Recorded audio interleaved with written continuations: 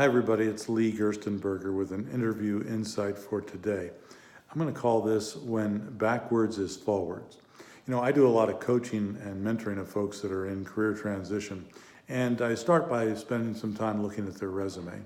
And when I do, one of the things I ask them about as we go through their previous list of employers and places they've worked is there any possibility that they could return to some place they've worked in the past? Usually I get a quizzical expression on their face when I ask that because it's such a countercultural idea. I think in our society we view going back to some place we used to work as moving backwards in our career. But in my experience, sometimes that could be the furthest thing from the truth.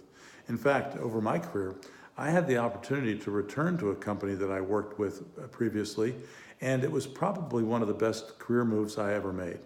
I think there's a couple of reasons for this. First of all, assuming you haven't burned any bridges and you have the opportunity to go back to a former employer, you're a known commodity. People know who you are, and they wouldn't bring you back if they didn't value and respect what you could offer to the organization. And the second thing is that culturally, you usually don't take as long to get ingratiated and or integrated back into the culture because you've been there before. And thirdly, because they know what you're capable of, it doesn't take them too long to give you more assignments and more challenging things to do.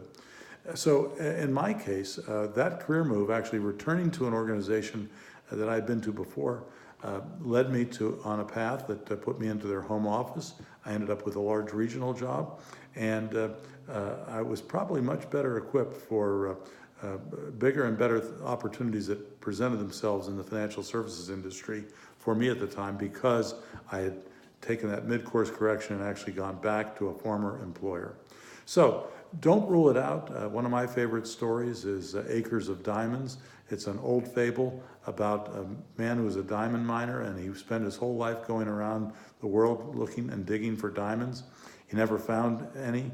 And when he died, they buried him in his backyard, and as they were digging up the backyard, they found a huge diamond where they were going to bury him. So sometimes the diamond you're looking for is in your backyard. Sometimes it's at an opportunity or at an employer that you've worked for in the past. Something to think about. I hope you found these insights helpful and that you have a great week, and we'll talk to you soon. Take care.